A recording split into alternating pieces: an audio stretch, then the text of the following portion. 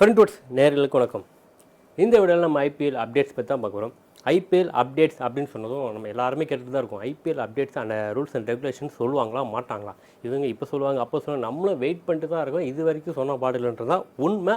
So இப்போ எல்லாருமே கேட்கக்கூடிய விஷயம் என்னென்னு பார்த்தீங்கன்னா, எனக்கு தெரிஞ்சு ஜூலை எண்டுன்னு நினைக்கிறேன்.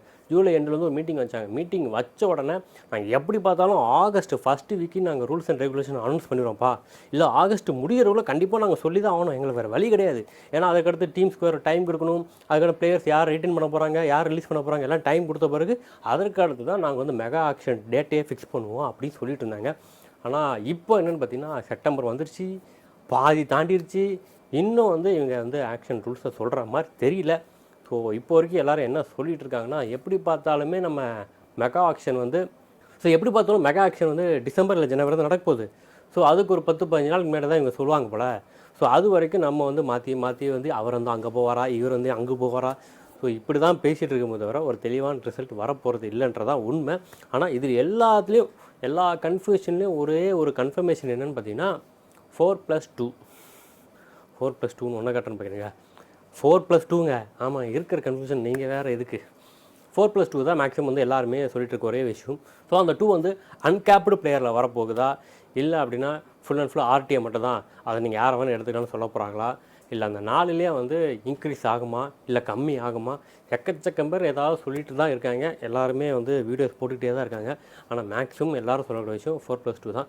சரி, 4+2 அப்படின்னு எடுத்துட்டோன்னா நம்ம சிஎஸ்கே பற்றி கண்டிப்பாக பேசி தான் ஆகணும். ஸோ லாஸ்ட் வீடியோவில் நான் சொல்லியிருந்தேன், ஸோ ஜடேஜா அவர்கள் வந்து முக்கியமாக வேணுமா அப்படின்னு இப்போ நிறையா பேர் கேட்க ஆரம்பிச்சிட்டாங்கன்னு அப்படின்னு சொல்லியிருந்தேன். நான் எப்படி பார்த்தாலும் தோனியை நம்ம ரீட்டைன்டு பண்ணி தான் ஆகணும், வேறு வழி இல்லைன்னு தான் நான் கண்டிப்பாக சொல்லுவேன். தோனி அவர்கள் நான் விளையாடுறேன் அப்படின்னு சொல்லிட்டாருன்னா, எனக்கு தெரிஞ்சு 4+2ல் அவர் விளையாட ஒத்துக்கிட்டாருன்னா கண்டிப்பாக வந்து அவர் வந்து அன்கேப்டு பிளேயர் அப்படி இப்படிலாம் யாரும் யோசிக்க போகிறதே கிடையாது, கண்டிப்பாக ரீட்டைன் பண்ணுவாங்க. ஸோ அவர் வந்து அடுத்து வந்து 5 வருஷத்துக்கு விளையாடுவாரா, அந்த எதுவுமே அந்த கொஸ்டினே தேவையில்லப்பா. எப்படி பார்த்தாலும் தோனி வந்து ரிட்டர்ன் பண்ணி தான் ஆகணும். இல்லை ஆக்ஷனில் விட்டுட்டு நம்ம திருப்பி எடுக்கலாமான்றா அந்த பேச்சுக்கே இடம் இல்லை. பை சான்ஸ் நம்ம யோசிக்கலாம். ஸோ தோனி அவர் கூட சொல்லலாம், ஸோ நான் வந்து வயசானவங்க தான் யாரும் எடுக்க மாட்டாங்க அப்படின்னு சொல்லிட்டு. ஆனால் இப்போ இருக்கிற டீம் கண்டிஷன்ஸில் மற்ற டீம்ஸ் எல்லாம், ஃபார் எக்ஸாம்பிள் வந்து நம்ம பஞ்சாப்லாம் கண்டிப்பாக நம்ம சொல்லி தான் ஆகணும். ஸோ அவங்களாம் வந்து கப்பை வின் பண்ணாத டீம். ஸோ அந்த டீம்ஸ்க்கு என்ன ஒரு விஷயம்னா, ஃபேன் ஃபாலோவர்ஸ் கிடையாது.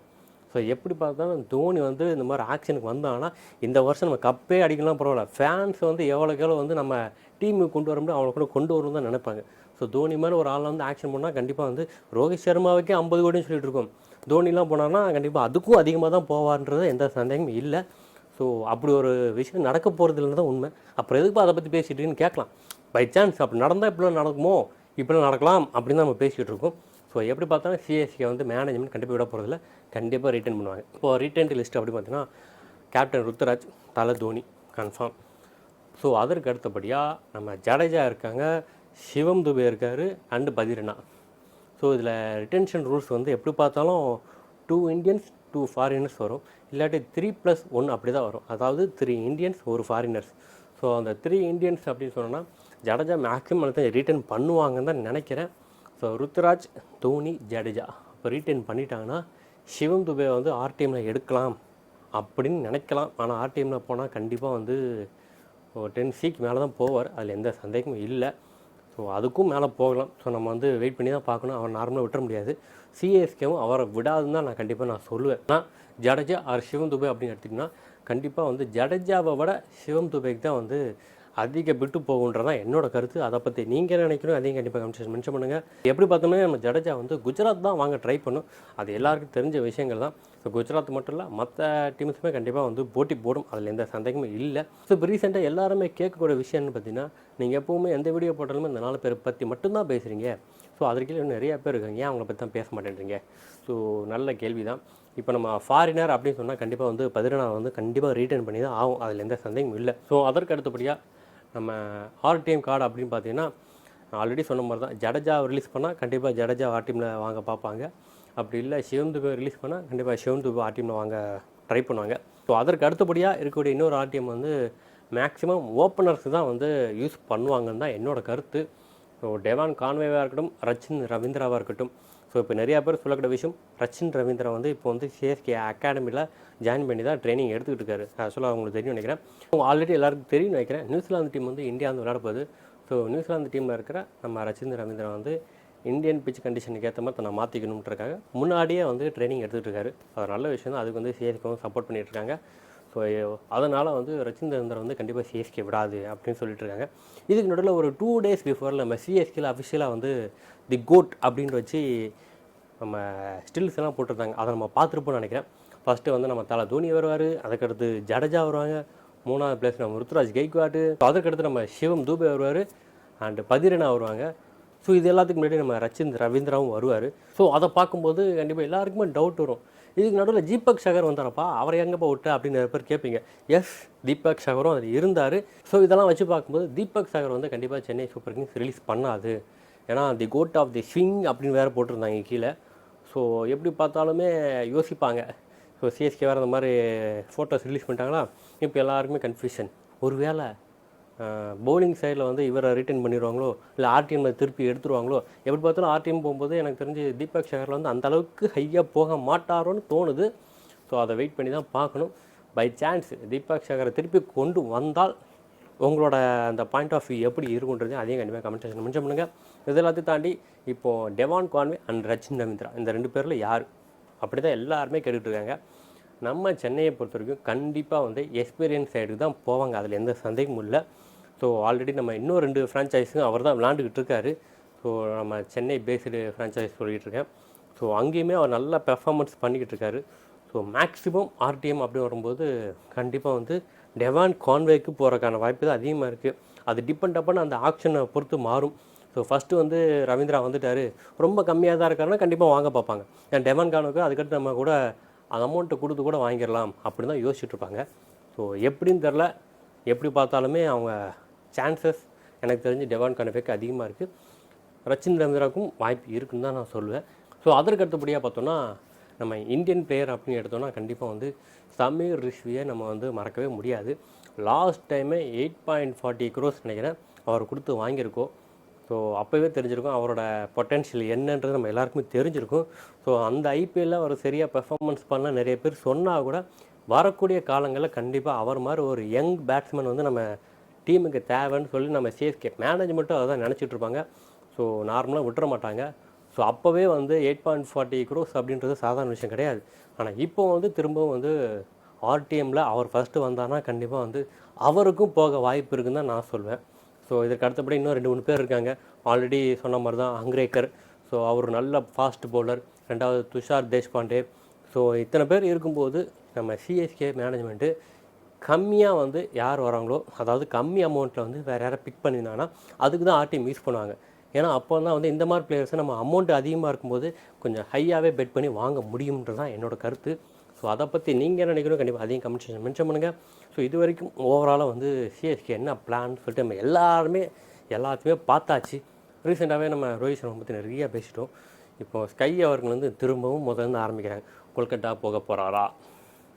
ஸோ இது எப்படின்னு எனக்கு தெரில. எனக்கு தெரிஞ்சு நான் திரும்ப சொல்கிற ஒரே விஷயம், ஸ்கை அண்டு ரோஹித் சர்மா, ஹர்திக் பாண்டியா, பும்ரா இந்த 4 பேர் தான் 4 ரிட்டன்ஷன் இருந்தாலும் கண்டிப்பாக இந்த 4 பேர் தான் மும்பையில் இருப்பாங்க. அதில் எந்த ஒரு மாற்று கருத்துமே கிடையாதுன்னு தான் என்னோட ஒப்பீனியன்.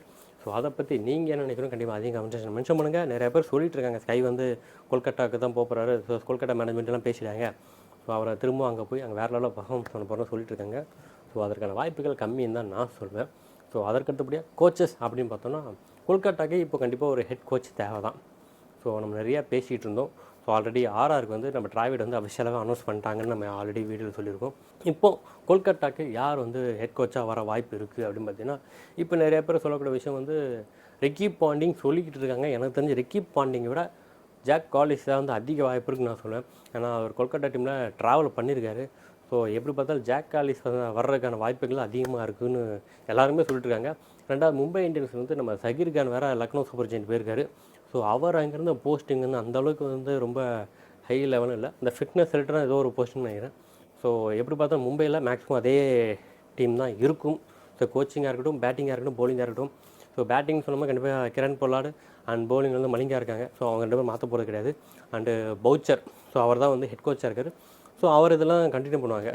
ஸோ நம்ம சிஎஸ்கேல எந்த ஒரு சேஞ்சஸுமே கிடையாது. ஸோ அதற்கு பிறகு போலிங் கோச் அப்படின்னு சொன்னால் எரிக் சிம்மன்ஸ் இருக்கார், ப்ளஸ் நம்ம டிஜே பிராவோவும் இருக்கார். ஸோ அது வந்து நம்ம எல்லாருக்கும் தெரியும். ஸோ பிராவோ வந்து இப்போ ரீசெண்டாக தான் ஆட் ஆனார். நான் எரிக் சிம்மன்ஸும் இருக்கார். அது கன்ஃபியூஷன் தான், அது கிளியரான ஒரு சாட் இல்லைன்னு தான் சொல்லணும். அதை வெயிட் பண்ணி தான் பார்க்கணும். அதற்கு அடுத்தபடி நம்ம பேட்டிங் சொல்ல தேவையில்லை. மைக் ஐசி தான் இருக்கார், வேறு லெவலில் இருக்கார். அவர் எப்பவுமே இருப்பார். நம்ம சிஎஸ்கேனால கண்டிப்பாக மைக் ஐசியை வந்து மறந்துட முடியாது. நம்ம ஆரம்ப கட்ட காலங்களில் 2008 அண்டு 2007 இருக்கட்டும், நம்ம மைக் ஐசியை வந்து எந்த அளவுக்கு தூக்கி வச்சிருந்தோம் நம்ம எல்லாருக்குமே தெரியும்.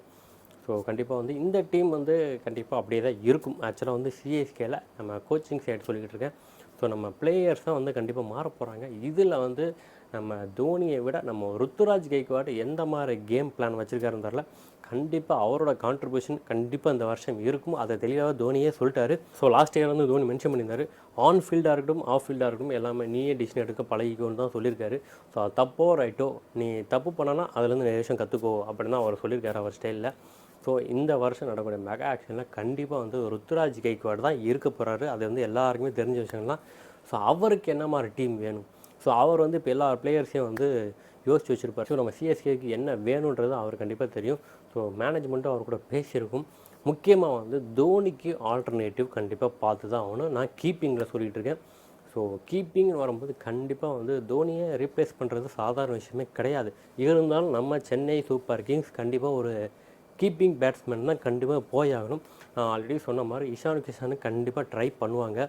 ஸோ இஷான் கிஷான் வந்து மும்பை வந்து கண்டிப்பாக ரிலீஸ் பண்ணி ஆகணும். இஷான் கிஷானுக்கும் மும்பை வந்து கண்டிப்பாக ஆர்டிஎம் போகும், அதில் எந்த ஒரு டவுட்டும் இல்லை. நான் ஆல்ரெடி சொன்ன மாதிரி தான், depend upon the action, timing and duration. எந்த பிளேயர் முன்னாடி வராங்க எந்த பிளேயர் பின்னாடி வராங்கன்னு தெரியாது. ஸோ ஆக்ஷனில் வந்து இந்த பிளேயர் கம்மியாக இருக்காங்க, கண்டிப்பாக நம்ம ஆர்டிஎம் யூஸ் பண்ணிடுவோம், அந்த பிளேயருக்கு நம்ம அமௌண்ட் கொடுத்து எடுத்துக்கலாம், அப்படி தான் எல்லாருமே யோசிப்பாங்க. அந்த வகையில் ஏதாவது ஒரு மிஸ் ஆச்சுன்னா கண்டிப்பாக வந்து ஹியூஜ் அமௌண்ட்டுக்கு கண்டிப்பாக இஷான் கிஷானுக்கு நம்ம சிஎஸ்கே போகும். ஸோ பந்தை வந்து ரிலீஸ் பண்ண போகிறது கிடையாது. ஸோ பண்ட்டு சிஎஸ்கே வர்றது அப்படின்னா எல்லாருமே சொல்லிக்கலாம், அவ்வளோதான். நான் கூட நிறைய சொல்லுவேன். நான் கூட பார்த்திங்கன்னா அடுத்த வருஷம் சிஎஸ்கே மேட்ச் வந்து ஸ்டேஜில் போய் பார்க்கலான்னு இருக்கேன்னு சொல்ல வந்தேன், வேறு எதுவும் இல்லை.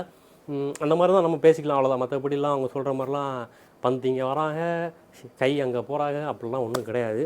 ஸோ வெயிட் பண்ணி பார்ப்போம். ஆக்ஷன் ரூல்ஸு தெளிவாக வந்த பிறகு தான். இது வரைக்கும் அவர் வந்து ஜெய்ஷாவர்னு ரொம்ப ரொம்ப ரொம்ப சைலண்ட்டாக தான் இருக்காங்க. நம்ம வெயிட் பண்ணி பார்ப்போம். இப்போ அவர் வந்து பிசிசிஐலேருந்து ஐசிசி வேறு போகிறாரு. ஸோ அவர் இன்னும் பிஸியாக ஆகிறாரு. இப்போ கடைசியாக வந்து ஒரு மீட்டிங்கில் வந்து அட்டன் பண்ண போகிறாரு. அந்த மீட்டிங்கில் வந்து அவர் அடுத்ததாக வரக்கூடிய பிசிசிஐ சேர்மன் பற்றி எந்த ஒரு முடிவு எடுக்க போகிறது கிடையாது. ஸோ இந்தியன் டீமை பற்றி மட்டும் தான் மேக்ஸிமம் எடுப்போம். அதில் அந்த ஐபிஎல் டிஸ்கஷன் கண்டிப்பாக இருக்குன்னு சொல்லியிருக்காங்க. ஸோ அதெல்லாம் முடிஞ்ச பிறகு தான் ஐபிஎல் ரிட்டென்ஷன் ரூல்ஸ்லாம் வருமானா கண்டிப்பாக அது முடிஞ்ச பிறகு தான் வரக்கான அதிக வாய்ப்பு இருக்குது. ஸோ இந்த மாதம் எண்டில் தான் அது நடக்க போகுது. ஸோ எப்படி பார்த்தாலும் அதுக்கு முன்னாடி அனௌன்ஸ் பண்ணுவாங்களாம் டவுட்டு தான். ஸோ அனௌன்ஸ் பண்ணிட்டாங்கன்னா கண்டிப்பாக எந்தெந்த டீமில் யாரை ரிட்டர்ன் பண்ணுவாங்க, யார் யாரெல்லாம் வந்து ஆர்டிஎம்மில் வாங்குவாங்கன்னு சொல்லி நமக்கு ஒரு தெளிவான சார்ட் கிடச்சிடும். ஸோ அதுக்கு தான் நம்ம எல்லோரும் வெயிட் பண்ணிகிட்ருக்கோம். ஸோ இப்போ நான் சொன்ன வரைக்கும் ஏதாவது மிஸ்டேக் இருக்குது, நீ சொன்ன தப்பு இதுதான் நடக்கும் அப்படின்னு நீங்கள் நினச்சாலும் கண்டிப்பாக அதையும் கமெண்ட் செக்ஷன் மென்ஷன் பண்ணுங்கள். எல்லாத்தோட நம்ம சிஎஸ்கே டீமில் யாரை ரீட்டைன் பண்ணால் நல்லாயிருக்கும். ஸோ லாஸ்ட் வீடியோவில் சொல்லியிருந்தேன், ஜடேஜா அவர்கள் கண்டிப்பாக இந்த டீமுக்கு தேவையா அப்படின்னு சில பேர் கேட்குறாங்க. நான் கேட்கலவா, சில பேர் கேட்குறாங்க. ஸோ அதற்கு நீங்கள் என்ன சொல்ல வரீங்க அதையும் கண்டிப்பாக கமெண்ட் செக்ஷன் மென்ஷன் பண்ணுங்கள். ஸோ இதோட இந்த வீடியோ நான் முடிச்சுக்கிறேன். மீண்டும் அடுத்த வீடியோ உங்களை சந்திக்கிறேன். அதுவரை உங்களிடமிருந்து விடைபெறுவது சண்முகம்.